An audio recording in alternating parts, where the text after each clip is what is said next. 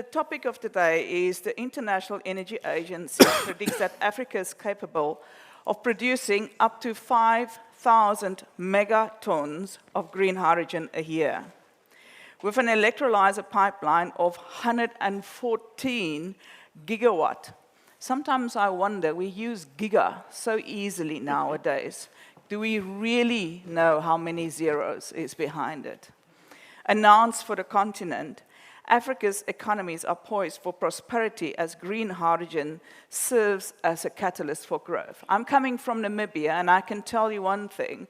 And in Namibia, we really look towards the establishment of the green hydrogen industry to diversify our export basket and take industrialization and our vision that we had for industrialization forward. And it's no different in any of the other countries where CWP is working in and where my colleagues were coming from or working in. What strategic steps do you believe to enhance Pan-African collaboration and regional integration within the green hydrogen sector is needed? Based on the hydrogen prospect I've been working on for the last 5 years, the regional strategy for African hydrogen economic growth is heavily going to rely on the same success stories we have followed for natural gas. So obviously, because hydrogen is a gas, and it can be liquefied, it can be transported in a different way. So the market system for hydrogen, in terms of strategy, in terms of growth, in terms of regional collaboration, is meant to follow that same approach of that has happened in the gas sector. And if I can say it is going to be 3 things. Now, the first and most important thing is to identify. In Africa, we have 2 potentials for hydrogen. Hydrogen for export and equally hydrogen for our own use. Now, when it comes to export, and I can give you this in a more holistic perspective based on gas exporting countries' forecast, hydrogen market is going to grow globally from the current 95 million tons to nearly 279 million tons by 2050. Obviously, somebody will say this is a long term, but what is key there is Africa is going to be a huge market as a producer. Why? Because if you are producing green hydrogen, you require renewables.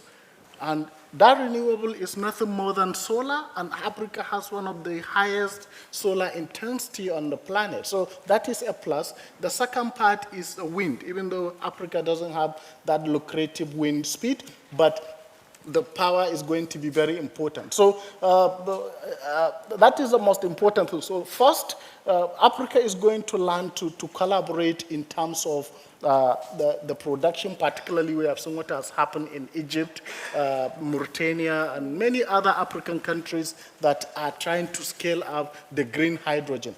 But it's equally important to understand that even countries that intend to produce green hydrogen cannot do it alone as a green. So they require some sort of push from the blue hydrogen, which is coming from mainly natural gas and oil. And that should be some sort of lever or as a starting point. If we do look at the economics at the moment, it's much more cheaper to produce blue than the green. So obviously, as African technology evolves, we may have to combine some sort of green and blue production gradually, and then countries, based on their regional positions, they can decide to strategically go for green or blue. And the third important point is in terms of the investment. And that investment, very glad to see it coming all over the world to Africa, which is a good opportunity. But one thing that we must learn to do in Africa is particularly building capacity. I wonder if there are African universities offering courses to students on hydrogen. And that is really a way to start, encouraging our younger people to learn, to know, and to understand how are they going to shape this large and growing future market for hydrogen. If we look at the strategies that we need as Africa to to align on standardization, align on regulation. And given that we are having our own sphere, our own countries, our own problems, our own specific issues and challenges, what would you recommend are these strategies that we need to follow in order to try and at least get some sort of common ground in terms of regulation, standardization, and requirements for certification, vis-a-vis this what the end, we becoming the supplier, vis-a-vis what the off-takers would need from us? I think we also, I mean, the question is the right entry point regional, continental, or is it actually in-country? Because ultimately we're talking about an industry which, I mean, this was what one of the gentlemen on the previous panel was saying. We talk about something that actually hasn't happened. There are no hydrogen projects on the ground producing. I think we were still grappling with issues around technologies, financing, and so many other things. I think, we work in different companies, but we work in countries together, and we, I think, all understand that in order for African countries to benefit and create and extract the most value of these projects, there's a lot of work that needs to happen in terms of capacity building, attracting financing. I mean, I think we're all aware that Africa historically, for a number of reasons, has maybe not been as successful in attracting the most competitive financing. That's for about multi-billion-dollar projects. That's a big challenge. So I guess I would kind of try and look at it differently and say, let's focus on. You've mentioned Mauritania, Namibia, Egypt. Let's focus on getting a few projects off the ground. And until recently, everybody was mentioning gigawatts. I think there is a realization when you attend conferences that megawatts is probably a good way to start. 10, 50, 100. Get learnings. Validate a number of what policy frameworks make sense, what regulatory frameworks make sense, and then from that on build a regional framework if it's relevant. Because otherwise what we end up doing is we spend years working on strategies and then the opportunity is just gone. And then it's, what's the next one? I want to echo this, Laurent, and because this morning somebody asked me exactly that question and say, there's a need for policy clarity, but at the same time you're developing projects. How does it work? And how does it work? Well, how do you think it works? I think, and again, this was a word that was used by one of the panelists, I think partnership, because there's a lot of unknowns for investors, financing, technology, there's a lot of unknowns for governments. I mean, typically, what you see, one of the common misunderstandings is that hydrogen is like oil and gas, but actually it's not. I mean, it is physically, it's a gas, but you're looking at long-term infrastructure projects versus oil and gas, which is much higher project returns. The regulatory framework that you need for one doesn't apply to the other. But we don't really know what is the most beneficial regulatory framework. So being transparent when you enter into a partnership with a government, saying, look, let's work together on a small-scale project to figure out what is the best tax regime, what are the best incentives, and this is where also DFIs and development partners have a huge role to play because they can be the arbitrator or they can be they can offer the platform for private sector and governments to come together and try and figure out how do we make this work. And the truth is, it's likely that early days projects like the one we're working on in Mauritania may need incentives in a phase one that may not be needed for subsequent phases post 2030. So that's what we have to be smart at creating that because again it's nascent and there are challenges on all fronts. Over the last 12 months, the major change that I've noticed in how people look at the industry is a year ago anything below a gigawatt was not worth mentioning, and I think there is a realization that there is huge value for every partner to create out of an initial 20 megawatt phase. Fantastic. Can I come to you, ma'am? How would Africa countries secure this necessary resources, and this is human resources, as well as investment for these ambitious projects that we are tackling? What would be your advice? Well, thank you for that. I would like to just go back, if you allow me, just to answer the first question, because I think my colleagues on the stage gave really great answers to that. But I'd like to add my voice to that to say, I believe we need a multi-pronged approach to this. Yes, we need to start the smaller projects, but if we don't have the enabling environment for those projects, if there are no policies in place, then those projects, as developers ourselves, will face a bottleneck. Now, I do want to say Africa has already started with the African Green Hydrogen Alliance, where we have about 6 African countries on there. I think we need a virtual as well as a horizontal integration.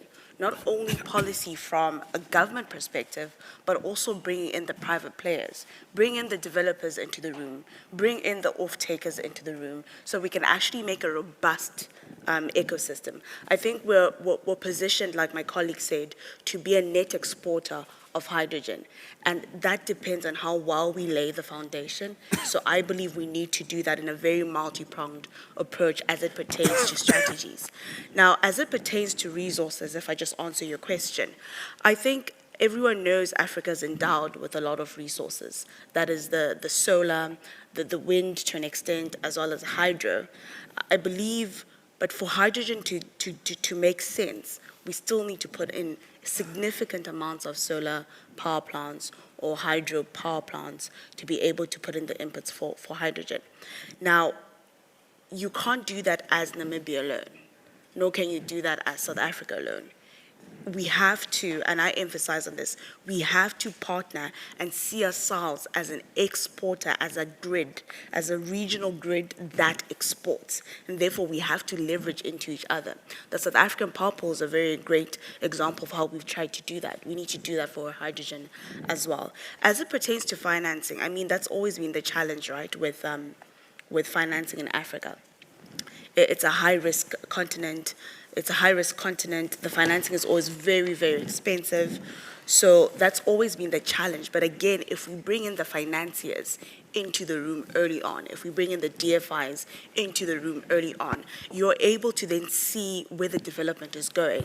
They're able to then share what it means and what are the factors to make your projects bankable. And then we waste a lot less time trying to reach commercial and financial close if we bring in all of the players early on. Thank you very much. And I want to introduce you to Joyce. Joyce, and I hope I pronounce your surname, is Kabu. Yeah? Is it Kabu? Yeah. She's the African Manic Green Hydrogen Organization, and she is actually your moderator. I was just keeping the seat warm for him. Joyce, we covered standardization, we've covered regulation. We need to cover risk of cost of capital going forward. And if you will excuse me, it was lovely and I would love to stay there, but I need to run to the other panel, otherwise my country will never forgive me and evoke my passport. Thank you very much, Joyce. Thank you very much. My apologies for running late. I was at the Green Hydrogen Summit at Central City. So we will get this going and combine the two conversations because they're both very important and interesting, and it's a pleasure to meet you, my panelists. So we're getting on to the risk of capital, and I will start with a conversation that James Munyupe challenged us yesterday on a panel, that financing and how we are really, projects are going to get to FID. And this is because, are we talking to the banks? We are talking to DFIs a lot, and I just probably wanted to start with Lauren from Chariot. In terms of projects you have in Mauritania and financing, what are you seeing as some of these questions we should be asking the banks to make sure that these projects will be financed effectively in coming years?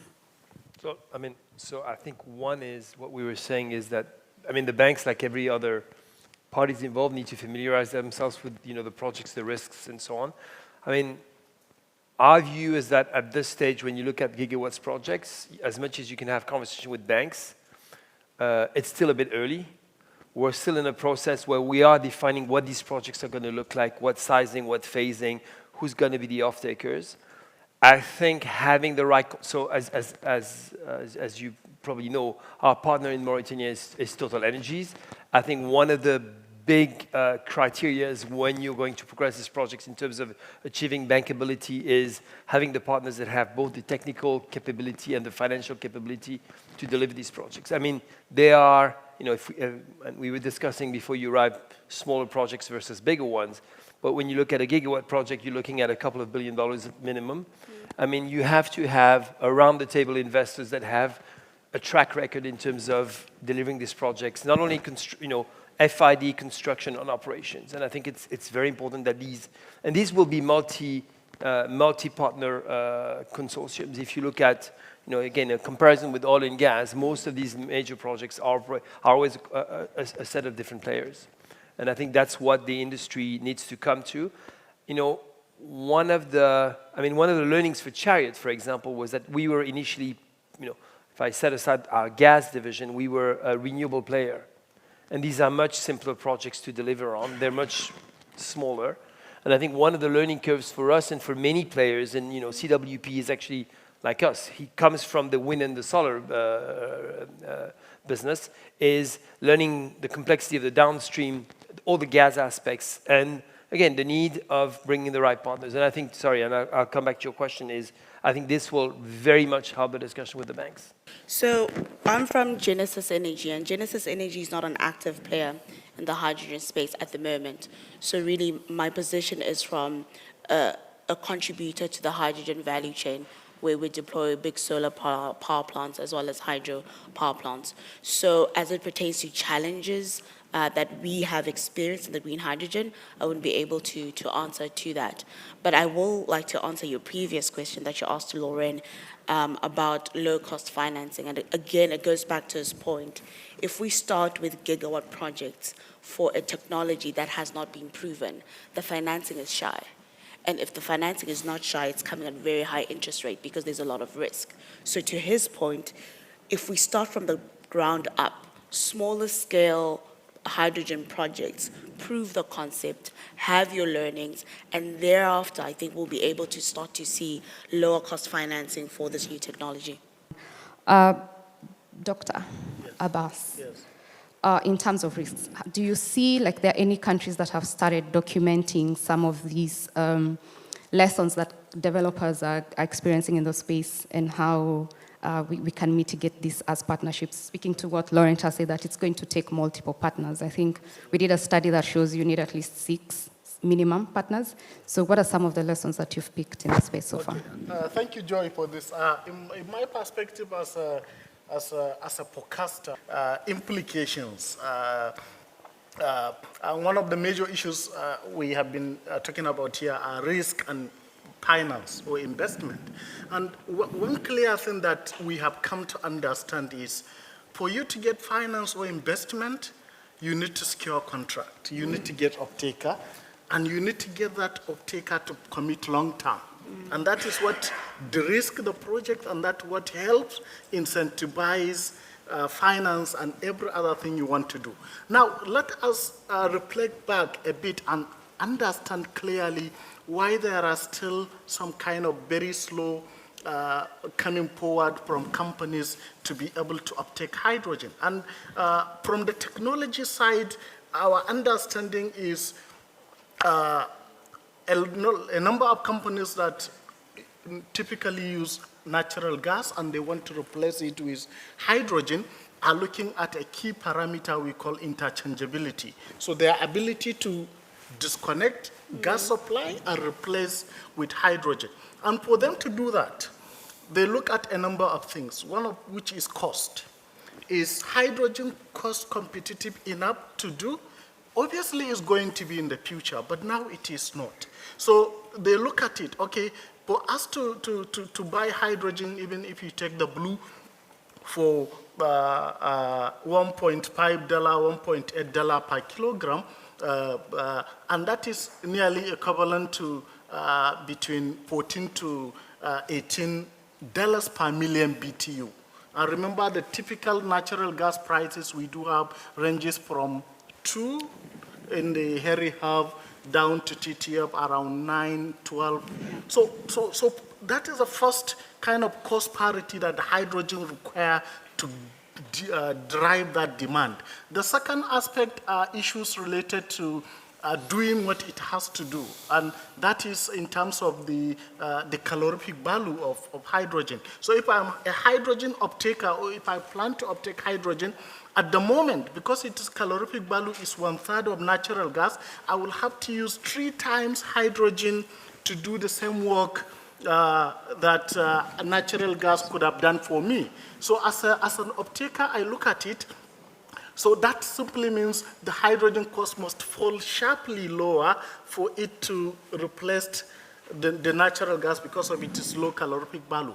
And another important thing that the investment and de-risking must do are things related to research. And again, that was one of the previous points I'm trying to make, that we really need to understand this hydrogen from a full value chain. At the moment, there are a lot of effort from the, I can say, upstream, meaning in terms of hydrogen production, electrolyzers, many other SMR and other processes. But when it comes to hydrogen pipeline, yeah, we do see some investment coming in terms of retrofitting or building new pipelines to take.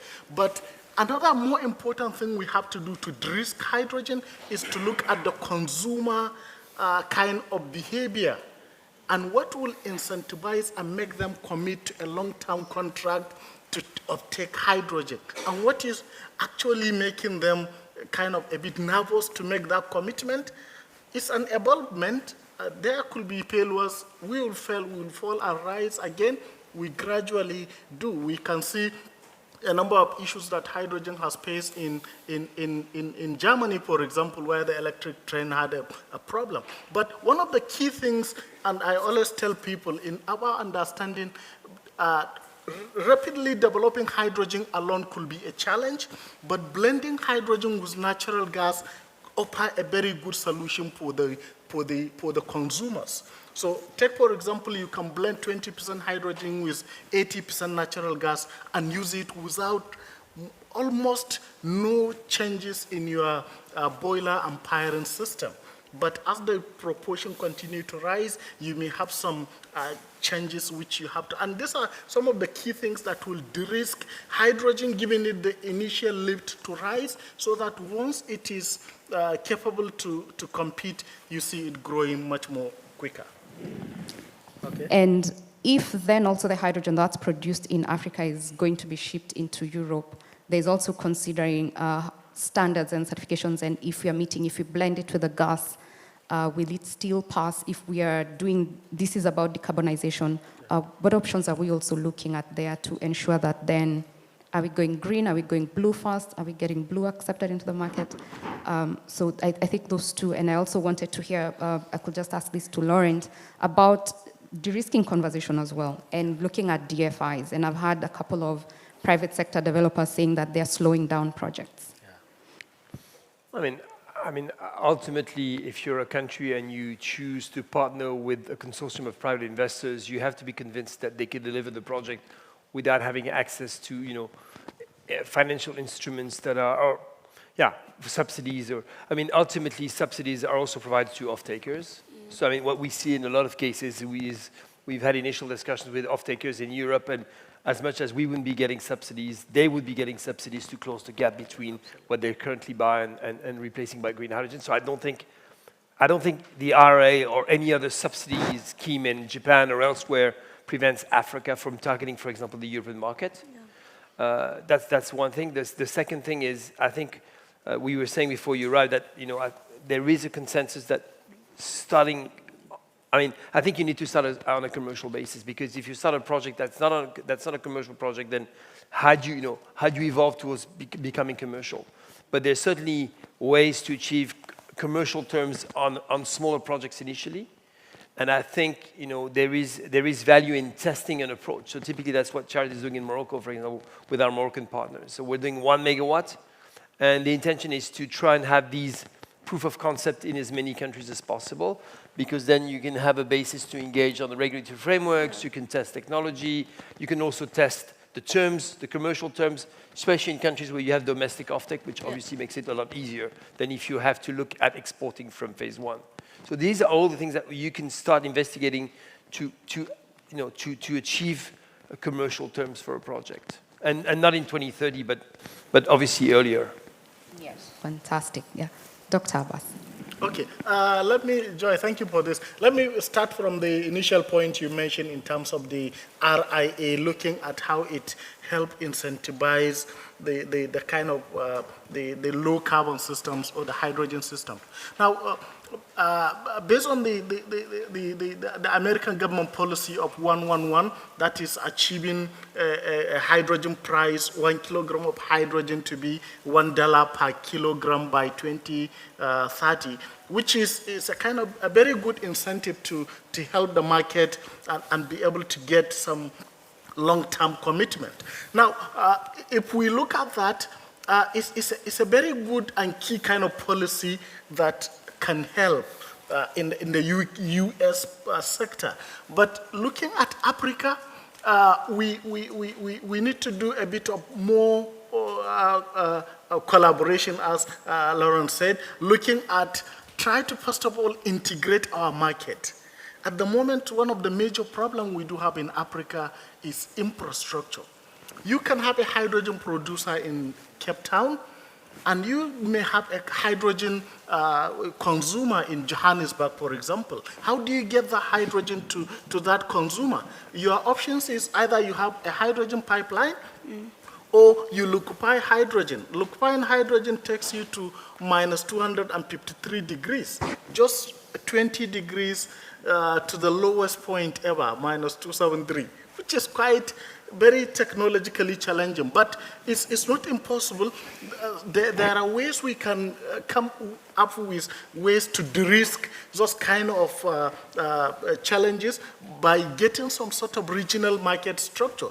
And one of the key things that I usually propose is getting Africa to be some sort of hydrogen hub, just like the way we have the Henry Hub, the TTF, the JKM, which are established markets for natural gas, for example. So if we do have that kind of market structure in Africa, it will help integrate. A producer in Kenya will be able to sell to a consumer in Johannesburg, or vice versa, and that will help the kind of the financing to flow and will be able to de-risk the processes. And that is why it's a bit much more difficult for market to pick up if the infrastructures are not properly connected, and especially if there are cost differentials. If it is more expensive to sell hydrogen in Cape Town, but if you go to nearest country, you can get it cheaper. So it can cause some minor issues, but again, it's a learning point. We will rise and fall, but we will be able to get there one day. I really like the conversation about regional markets, and it's really good to see that Namibia and South Africa are already working on that kind of partnership, even when it comes to shared infrastructure. The conversation has quite focused on export. How do you think we can then really make the African markets work? And what opportunities do you see when it comes to hydrogen and renewables? Well, I think we need to actually start with the domestic market before we even go into exporting. Africa has been notorious to, you've got the resources within Africa, but we're quick to export that out. We mine lithium, we're quick to export lithium out, to then buy lithium batteries from China back into Africa. It's the same thing with hydrogen. If we're not careful, we'll end up exporting all of the hydrogen out and then end up rebuying hydrogen supplied goods from the West. So I think as it pertains to African domestic use, that's where we should actually start. We've got a lot of operations that need hydrogen. We were just also at the Green Hydrogen Summit, and they just announced a partnership with Anglo, BMW, and Sasol. And it's things like the Anglos who need green hydrogen for domestic use. It's things like the BMWs who are in country who need the hydrogen for domestic use. So I think if the focus, and again, if we start from a ground up, if the focus is on the domestic market, we get those projects right, we're then equipped to be able to be mass exporters out. Focus on domestic markets first. Incredible way to end. I've been signaled that we are actually out of time. So I will just ask us to give a lot of applause to the panelists for the great contribution.